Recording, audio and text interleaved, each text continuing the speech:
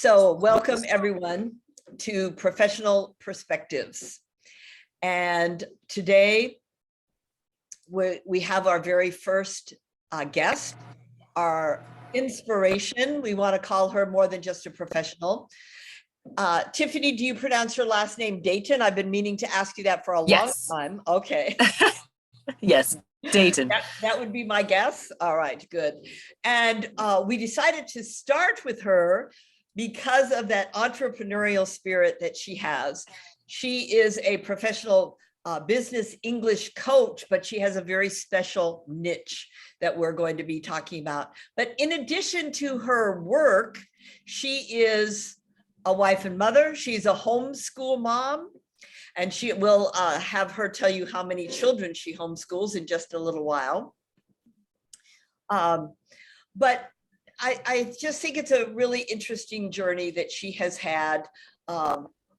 And so that's how we're going to start this interview, because we want to start with our questions. And I'm going to ask Anita to please ask the first question. Thank you.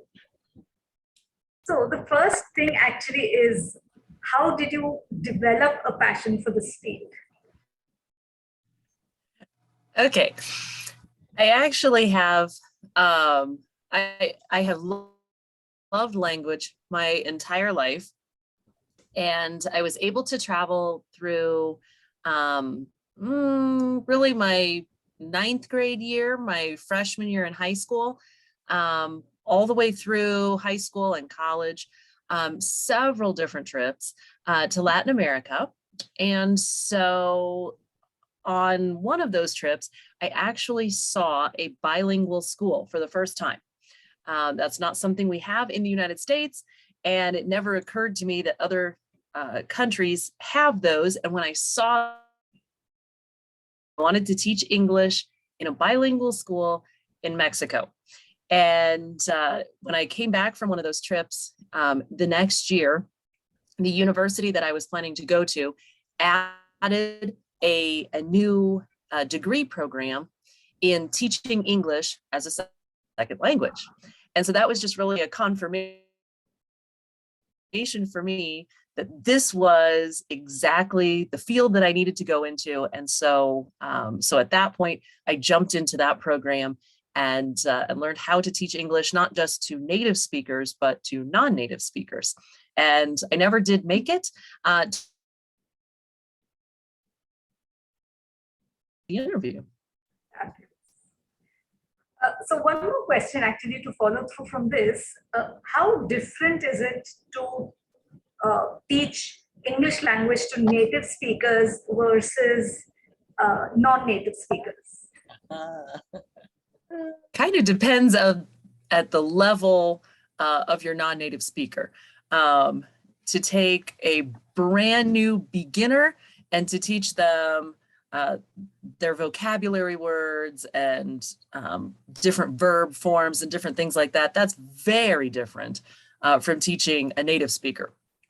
By the upper intermediate level, the advanced level of English, there are some differences, but not a lot. As you focus on the finer grammar points, you may focus on writing or giving a presentation or different things like that. That's really where I'm focused right now in my business, rather than on those beginning steps of learning cat, dog, mom, dad, things like that. And did you ever teach at a bilingual school? I never have. We have several in Georgia. When I got my master's degree in TESOL in world language education at the University of Georgia, and one of my group projects was on bilingual schools. So there are several there. If you ever need to visit them, they are fascinating. Fascinating. Very cool. So very after cool. You got your, what kind of a degree or certificate did you need to get in order to teach English as a second language? Well, it depends on where you'd like to teach it. No, there are different degrees or licenses or whatever, depending on, like, if you're teaching at a university level, at a high school, an elementary school, different things. And depending on the country around the world, different countries require different things. For my entrepreneurial business, I actually don't have to have any licenses, any education at all. I can just teach whatever I want. I do have my degree, a bachelor's in teaching English as a second language, and I do have a license that I recently got from Premier TEFL in Cambridge, UK. So I do have those, but actually for my job, I don't have to have them. And I know several other entrepreneurs that don't have any licensure. So like I said, it depends on whether, if I'm doing my own thing, I answer to myself. If I'm working for a company or an institution, then it's whatever they require. Well, so how long have you been teaching English as a second language? Off and on for over 20 years. I graduated from college in 1999. My kids like to tease me that was the last century. And yes, I did go to school in the last century, but so I started then. I had a class that I taught for a little while of intermediate level learners, and then I did a lot of tutoring as I started staying home with my kids.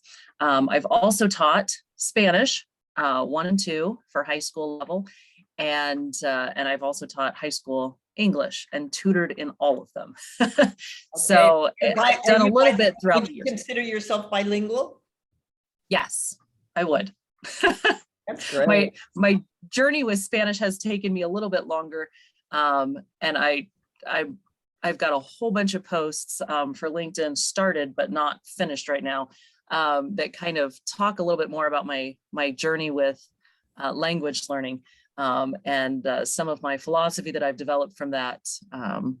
So it took me a little bit longer, but actually living in a Spanish-speaking country for 3.5 years is kind of what pushed me over the level that I feel comfortable in the language now, rather than just trying to remember verb conjugations as they come to me.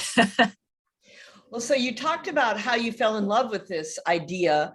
Could you tell us a little bit about your journey, your children? I mean, maybe a little bit of chronological. We're all curious, as much as you want to share anyway. Sure.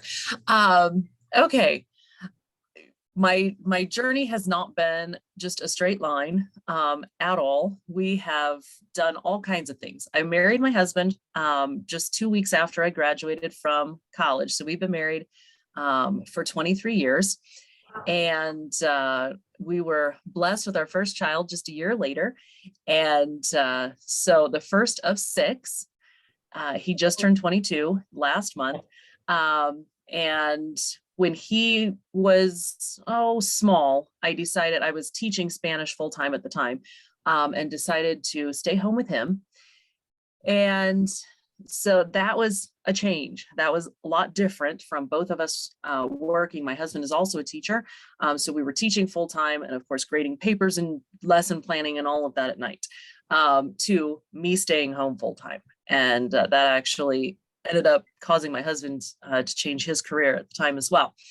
And then we had another child. Then we moved across the country. So about 5,000 kilometers or so away from my parents and our support network.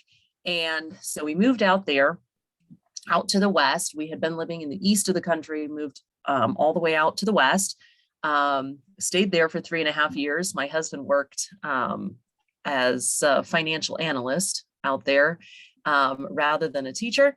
And we were there. He lost his job. We came home. I guess in the meantime, we had a third child out west. So took 2 of them, brought 3 of them home, and moved back into the same area that we were before. And we stayed there for a number of years. My husband went back to teaching. He went actually into administration for several years. And it was in 2013, I guess, that we took, just for fun, a family in the country, and decided we could actually do this. And we would actually really enjoy the traveling aspect of it. And by that time we had 6 children. Our last one was born in 2013. So he's 9 years old now. And we were homeschooling this whole time. When my oldest son turned 5, we started homeschooling, and we've done a whole lot of different things with our homeschool, and the opportunities have just been amazing. And one interruption. Is your Sure. homeschool bilingual? No. I had to ask. No, much to my mom's displeasure. My mom wanted me to start speaking to them in Spanish immediately when they were born. And I told her that they needed to learn English first, and they needed to learn Spanish from a native speaker, not from mom. And they have several of them. When we lived in Peru, I guess that's the next step. But several of them have learned Spanish. We, in 2015, decided to move to Peru to do some mission work there. And so we traveled around the country raising support funds to be able to do that. And so even again, our travels created so many wonderful memories, and homeschooling gave us the flexibility to be able to do that. We moved to Peru in 2017 and lived there for 3.5 years, came home in the middle of COVID in September of 2020. And so we have just been doing different things all the time. Like I said, our journey has not been just a straight line. It's been kind of here and there and everywhere. And so I'm not sure. So, Anita and I know, but I don't think the audience knows. Where is it that you call home? Greenville, South Carolina. South Carolina is on the East Coast of the United States, and we're just inland about 4 hours or so. Okay, so I don't want to get too much ahead, but I'm dying to know about this niche of teaching English and being an business English coach to mental health professionals. So is it okay, Anita, if I go there? Yes. Well, I mean, mental health certainly has become more openly spoken about, which is great, wonderful. Anita and I just finished reading a small book about this disorder of manic depressive, and it was just so well written, so gripping. But anyway, well, let's talk about with that idea of being an entrepreneur. Everybody's, of course, looking for their niche. How did you find your niche? Well, I took 2 of my passions and kind of put them together. Teaching English as a second language. We've talked about, I've loved that for years. And so it was about Christmas time, January, something like that, that I decided to renew my certificate and jump back into that. And I was planning on just teaching online general English, and came across a seminar that talked about being an entrepreneur and not just working for one of the big ESL companies there. And so I thought, this is interesting. I ended up taking a course in that and got some professional coaching by a man that has his PhD, I think, in some kind of sales sort of thing, and an MBA and different things. And so he kind of got me kicked off into being an entrepreneur. I had no idea what I was doing. Still don't most days. But from just the basics of trying to put together a program to somehow marketing it without spending thousands and thousands of dollars, because marketing can be very expensive, but just to do it very organically on LinkedIn, where I just connect with people and start conversations with them. And it's been extremely exciting to me just to meet mental health professionals around the world. So I know one of the questions that Vicky and Anita have had is how I picked mental health professionals specifically, because generally English teachers just teach everybody, and they teach all levels and they teach all subjects and all of this. I wanted to focus specifically on mental health professionals. Again, this was a recommendation from my business coach. And he said, you can teach whatever you want. You can teach test prep. You can teach beginners, you can teach children, adults, whatever. The opportunities are endless. But if you take a niche, pick a niche, whatever it is, IT professionals, human resources, mental health, real estate, airlines, lawyers, any kind of thing that interests you, any profession that interests you. You don't have to know anything about it. But through conversations, learning about it. He said it needs to be something that you're interested in learning more about, because if you're bored with someone's profession, you're not going to be able to help them and to have the passion that they need to connect with you to learn. And so I picked mental health professionals. Like Vicki said, it thankfully is becoming a topic that people are talking about more. Mental health professionals, when I was growing up, were seen kind of as quacks, not real doctors. They just, drug people, and it was a terrible thing. And I know the stigma is still there in a lot of places, but certainly less than it has been in decades past. And so I'm thankful for that. Through some issues that our family experienced in Peru, when we came home, we started seeking mental health professionals to help us to process some of the things that we had been through. And because of that, mental health professionals really became my heroes. And that is the field. If I could choose another profession, that would probably be it. Would be counseling. Are you studying it, or I mean, I think it's fascinating because I am an English teacher, and Anita is the psychologist. So the two of us make you, right? But not right. No. How do you become an expert in that field? Well, I am trying to be an expert English teacher to mental health professionals. All of the professionals have their training and their degrees, so I'm not actually teaching them how to be a counselor or a therapist.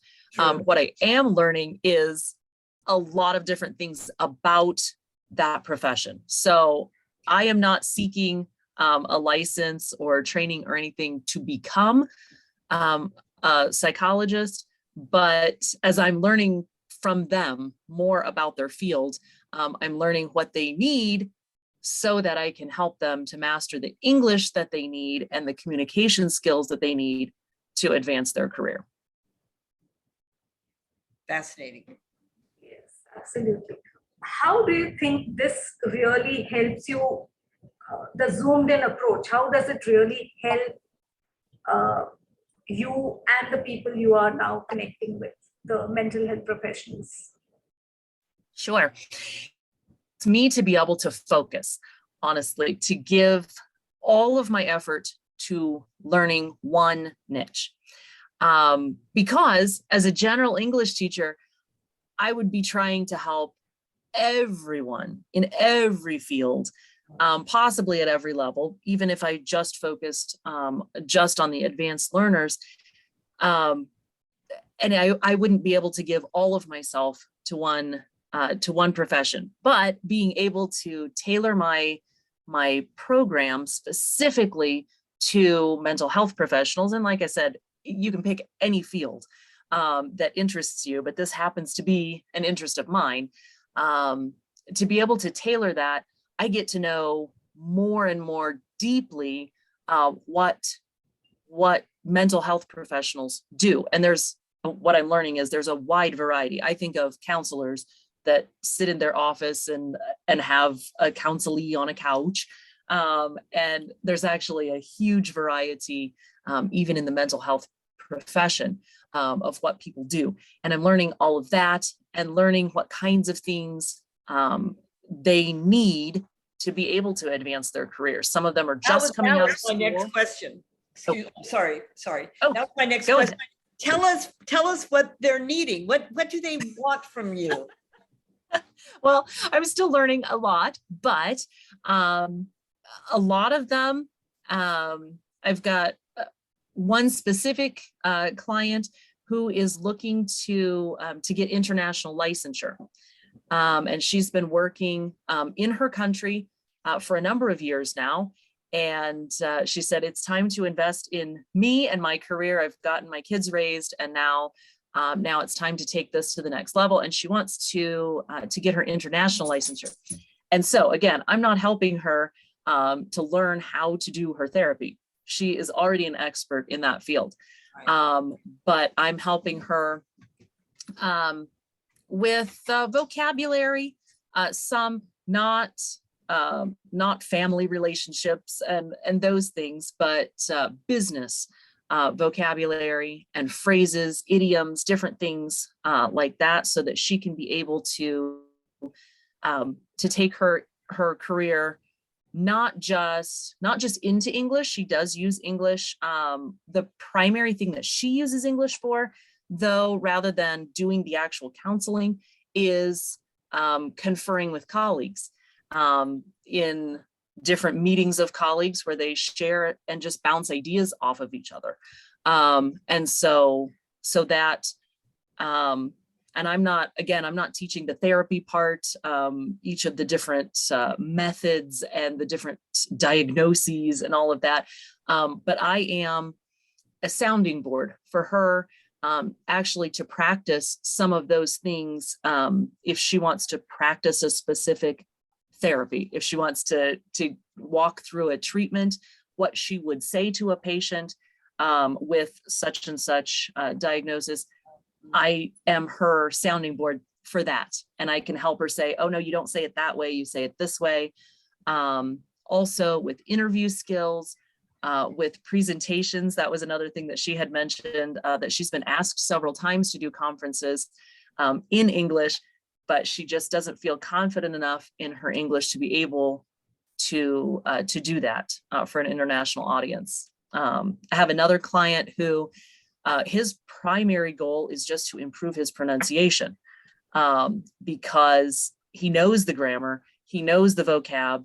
Obviously, he's, again, an expert in his field, but to actually communicate in a way that native speakers can understand him is much more challenging. And that often depends on your background language, how easy it is to get not necessarily a native accent, because you have native English speakers from the UK, from the US, from Australia, and everybody has a different accent. But to be able to be understood by a native speaker is oftentimes a big hurdle for non-native speakers. Have you found that you yourself have needed some professional development or increased awareness about the English language and how to teach certain things like pronunciation? Is it an ongoing process, or do you feel like you came to the table all equipped? I will never feel completely equipped. And I think that's true, honestly, of every single profession. At the point that you stop learning, you start stagnating, you start dying professionally. And I feel like even mentally, just even if you're not talking about your profession, but just when you stop learning, you start dying mentally. And that's been one of the greatest things for me, is to be forced into learning new things, because as a teacher of several years now, it's easy to just say, I've got this. I understand this. I know this. I know the grammar inside and out. There's really nothing more for me to learn. But taking this into the entrepreneur level forces me to learn a whole new world. And it's been awesome to to change my mindset rather than to be the expert in everything, to focus on trying to be a learner, and to know that I don't know everything, has been a great mind shift for me. That's great. So is it one-on-one, or you also do group work with mental health professionals? At this point, I've just done one-on-one, but group work is the next level. And it will, once I get my program exactly like I want it, and I don't know, again, it's one of those, it's a constant learning thing. It's not like I will ever perfect anything. If I spend the next 20 or 40 years on it, I don't think I'll ever get it exactly perfect. But once I get everything exactly like I want it, then yes, I will open that up to groups, which will allow people, hopefully, both in companies, a lot of corporate training, is that aspect, and also groups of maybe just several people that have the same goals, that have the same, nearly the same level, that want to take a course to be able to do that more cost efficiently. I suppose that would be called a group English therapy, or? Maybe. Yes. That's fascinating. Have you found all of your clients on LinkedIn? Yes. Yes, I have. At this point, that's the only, just organic marketing is the only thing that I've done so far. Perhaps someday I will have such a huge business that I will do some paid advertising, but at this point, that's not on my horizon. And that's a whole new website. No, I do not. But I would love for everybody who's here to connect with me on LinkedIn.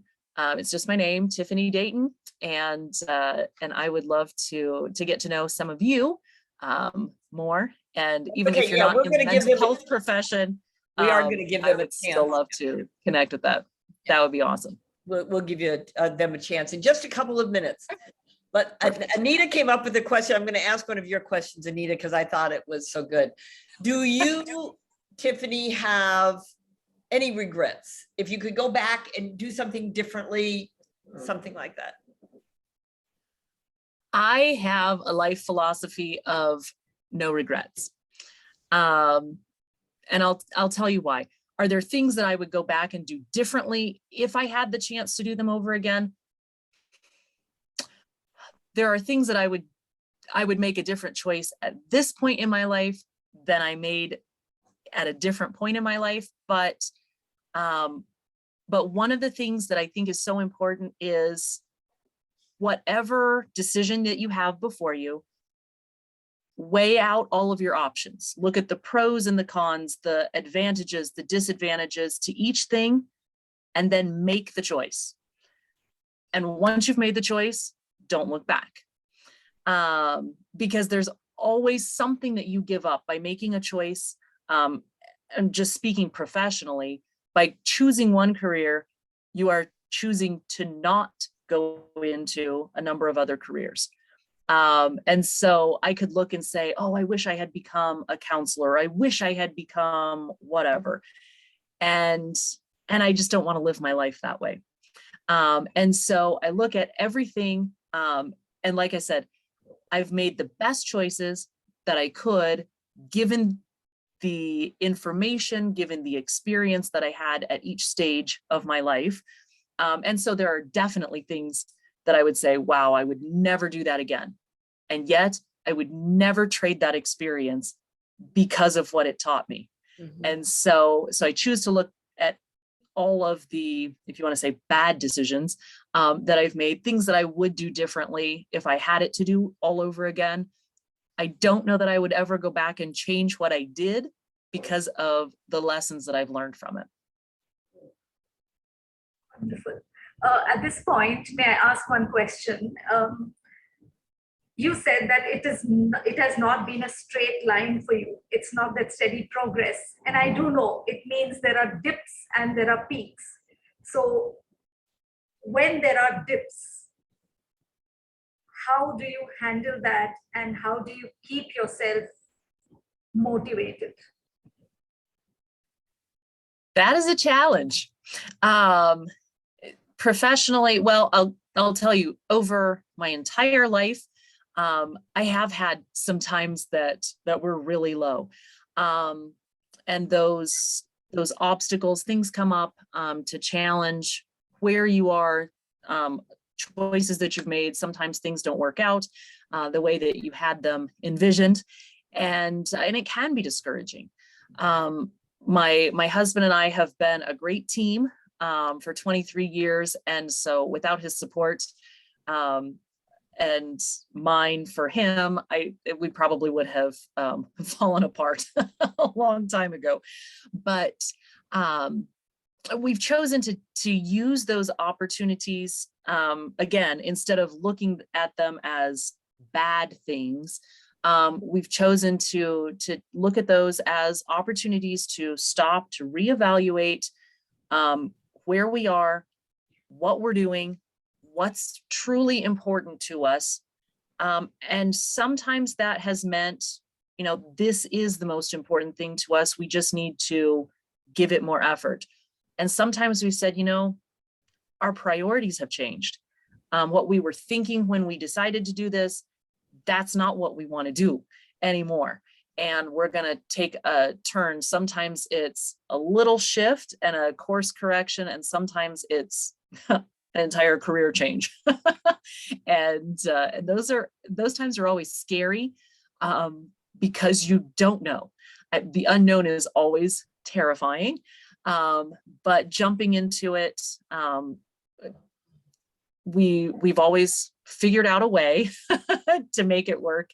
And again, that's been a lot of together and taking the time to prioritize what is the most important thing and focusing just on that and pursuing that. So you mentioned that you went on a mission trip. So if I'm understanding correctly, there's a balance in your life of physical, emotional, and spiritual things. Yes. Much of the work that we've done has been religious based and partly humanitarian based. And so that has been a big part of our lives. And then also we've got the home life, that, and then professional. And yeah, it is a balancing act. I'm assuming it's also very much a balancing act with 6 children and a husband. And it sounds like there's a lot of dynamics. And now your kids they're 9 to 22, right? Yes. Yes. So is your 22-year-old, is he still at home? No, he has his own apartment and a full-time job. And so he is out of the nest. My next 2 girls are, one of them is in college studying nursing. The other one just graduated with her massage therapy degree and got licensed and is now doing that full time. But she is one of her passions is physical therapy, and so this fall she's looking to go back to school and to start into physical therapy. Well, sounds like they're all making an impact in society. Anita, do you have another question before we open it up to our group?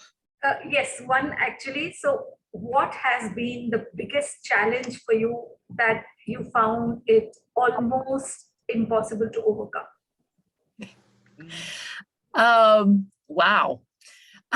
Professionally, I would say probably my work-life balance. That's a big one. Because I have been a mom, specifically a stay-at-home mom, a wife, a homeschool mom for so many years, stepping back into the workforce, even though I don't travel from my home, I do everything right at my computer. So that's been good that I don't have to add in travel time on top of that. But that's been a boundary that I've had to set for my kids. Okay, now it's time for mom to work, which means that I you don't have my full attention. And so setting those boundaries and trying to figure that out has been a challenge. My personality is such that I give all of myself to whatever I'm doing at the moment. So all of my mental energy goes into whatever project I'm working on. And so it's easy for me if I'm going to focus on English curriculum or whatever, chatting with people on LinkedIn, which is part of my job, and actually really a fulfilling part of my job, is just getting to know people and learning more about them and their story and their needs. It's just great. But I could do that for hours. And then in the meantime, my entire family is falling apart. And so one of the challenges that I'm working on balancing there, that I have figured out the solution. It's just implementing it isn't always the easiest thing. I've made kind of chunked out some of my responsibilities, both for work and for home, and taken those and said, okay, I'm going to spend 30 minutes doing this activity. And then we're going to take a break and we're going to switch gears and we're going to do 30 minutes on a different activity. And that gives me the freedom to give all of myself to whatever I'm doing at that 30 minutes. Sometimes it's an hour. But if I can focus completely 100% for 30 minutes, and I can tell my kids, okay, I'm going to do this activity for 30 minutes. And then after that, I'll be available to do, and then we'll work on this other activity with you. That helps them to know that mom hasn't just disappeared in the other room and shut the door, and I will forget all about them until they starve to death. I'm compelled to ask this question about the internet just because I remember a couple of years ago when my daughter-in-law graduated from college and she got offered a job that it was through LinkedIn. Anyway, it ended up being a total scam.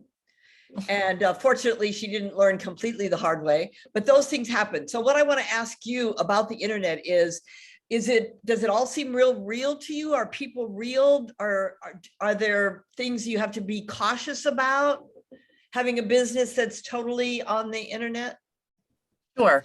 I haven't experienced the scams yet.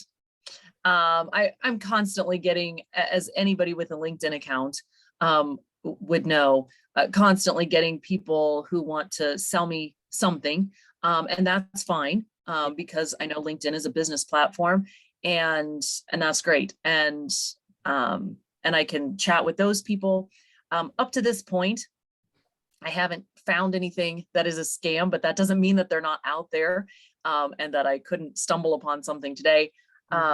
Since I'm starting my own business, the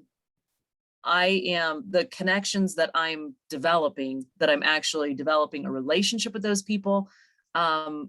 So far, I've found them to be real people with real lives, and some of them I've been able to help, which has been really great. And some people don't need my help, and that's okay too, because I can still learn from them. So every person that I meet, I look at as an opportunity to learn something. Good. Great answer. Thank you. So we would like to open up, if you have an audio that works and a video, please, or you can even use your hand if you want to raise your little hand. You can write your question in the chat, but we do want to open it up to all of you now who would like to ask Tiffany any questions about her business English coaching for mental health professionals business. All right, there's somebody in the chat. Any mindfulness practices for balancing yourself? Please ask Anita on my behalf. No, I think what she means is that we need to ask Tiffany. We need to ask this from Tiffany. Okay. Mindfulness is a very big buzzword these days, at least it is here in India, Abu Dhabi, probably in the US. You can tell us. And if so, do you have any techniques, any suggestions for us to be more mindful people? Yes, mindfulness is a big buzzword here in the US as well. And as far as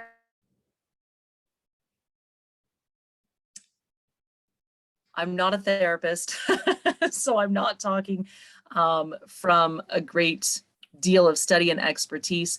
I do think from my own personal experience, professionally, what I was just talking about with chunking off your time to be able to give your whole focus to things, I find that freeing, and it helps me to be more mindful of what I'm working on at the time. But beyond that, I do think that spirituality is very important, and to have a time where you step away from all of the responsibilities and focus on your spiritual part of yourself. I think that that is essential. And I do that daily. And I think connecting in that way with something bigger than myself also helps me to keep myself in check. That I'm not the center of the universe, which sometimes, especially I see it in my kids, but I realize that I'm the same way. And so that another thing that has really helped me, and I'm actually reading a book that I just got to this part and I love it, is about gratitude. And that ties in with the mindfulness, because the more things that I look at in my life that I'm thankful for, the more that I find to be thankful for. And I actually become mindful of those things, because quite honestly, we live in a really rough world. And there's a lot of really bad stuff happening all over the world, politically, emotionally, physically, just so much bad stuff. And if you watch the news, it's really easy to get overwhelmed with all of that. But if I can look for things to be thankful for, sometimes it's just the tiny things. It actually makes me more mindful of all the little things around me that I do have to be thankful for.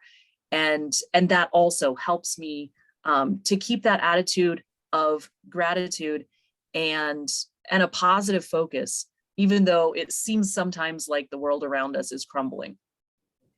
Great answer. Great answer. Okay, another question here. Students who are preparing for competitive exams give less importance to language.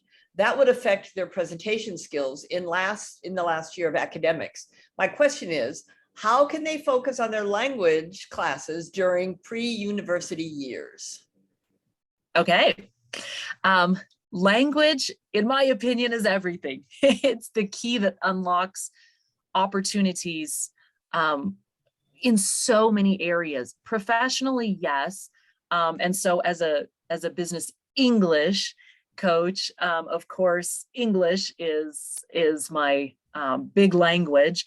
And professionally around the world, English is a very common business language, probably the biggest language used in business. And so that's huge. However, there are so many other languages in the world. And sometimes as an English coach, I tend to forget about those. But I know with my journey with Spanish, I'm still at a very elementary level, but starting learning Persian as well. And I know all of you speak 2, 3 or more languages, and some of them at home and something different at school. And you have amazing language skills. With each one of those comes a cultural and a different viewpoint, because each culture has its own language. And so it's great to be able to work on English for a professional opportunity. And yet I don't want to diminish sometimes a tribal language or any mother tongue, because it has such rich cultural worldview in there. Now, as far as how could you focus more on it in your pre-university years, that's a great question. And obviously, depending on the school that you're in, you'll have some opportunities. We always tell people, if you're at the beginning stages, you still have to just do a whole lot of rote memory, memorizing your vocab and different things. But as you get a little bit of understanding there, watching your favorite movies or TV shows in a different language is great, because you already have an idea of what the plot is. You have an idea of what the dialogue is, and then watching that in a new language helps your listening ability. As far as presenting and actually producing the language, that you may have to take opportunities yourself. Take that on yourself. A speech and debate club kind of thing is an awesome opportunity, because it's forcing you to think of your ideas and then to present them, oftentimes while thinking on your feet, which is a challenging thing in your native tongue, and it's extra challenging if it's not your native tongue. And so those kinds of opportunities, honestly, just practicing a lot. I can't say enough about practicing, finding a native speaker or a non-native speaker who's mastered the language well, who is at a higher level than you, who can help you and give you some tips, some guidance along the way. Again, if you're in a school program, your school will give you some guidance, but if you're looking at taking it to the next level, that's going to have to be a lot on you and finding those opportunities. So so you are here witnessing an opportunity that is open to a lot of people. I can't help but mention the SJC Language Centre, because we have 4 or 5 different conversation hubs. We have a debate club, we have readers theater, and we are all about practicing language. So I have to give a plug for the SJC Language Centre.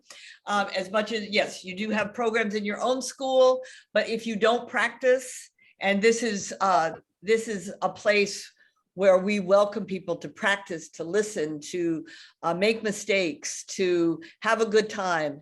And so there's the plug for the SJC Language Centre. That's great. And I would definitely underscore what Vicky just said.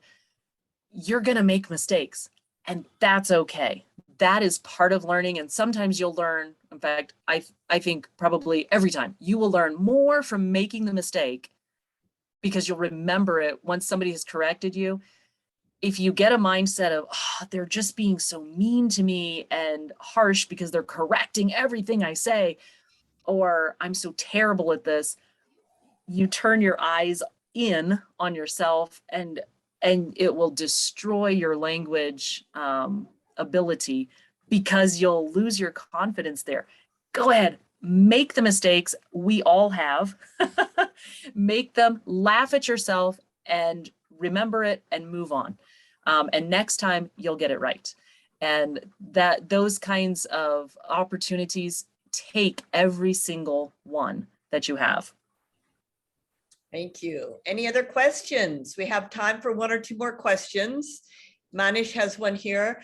Nowadays, a lot of new generation human beings don't carry on their career. I don't know what that word is, Manish. What That will is the luggage. career luggage? Yes. Baggage, like baggage? Yes. All right. Yes. What will you like to give a message for In other words, I think what he's saying, Manish, correct me if I'm wrong, that people start on the career and they don't follow through with it. They get sidetracked. Is that what you're talking about, Manish? Yes, ma'am. Absolutely. Okay. So what would you like to say to those people who get sidetracked in their careers, Tiffany? That's not always a bad thing. I would say at the point that you are at right now, most of you are in school training for a profession, probably because that's your passion. And if you're passionate about something, that's absolutely what you should follow, because you're going to be able to give that more of yourself. But I will say, over time, your passion may change. And it's not a bad thing to take that as a time to reassess your career and say, you know what, this isn't fulfilling to me anymore. My priorities have shifted. I don't love this. I'm not getting fulfillment from this. And a lot of people, unfortunately, my daughter and I were just talking about this, a colleague that she has, he's just lost his love for his career. And he said, you know, it's time for me to get out. I need to change. And that's okay. Now, if you're passionate about it and you just don't follow through, that may be a character issue. But don't think that 5-10 years down the road, wow, I've spent all of this money at university and I hate what I'm doing. What do? I'm stuck in this career for the next 30 years. Reassess, figure out what is most important to you.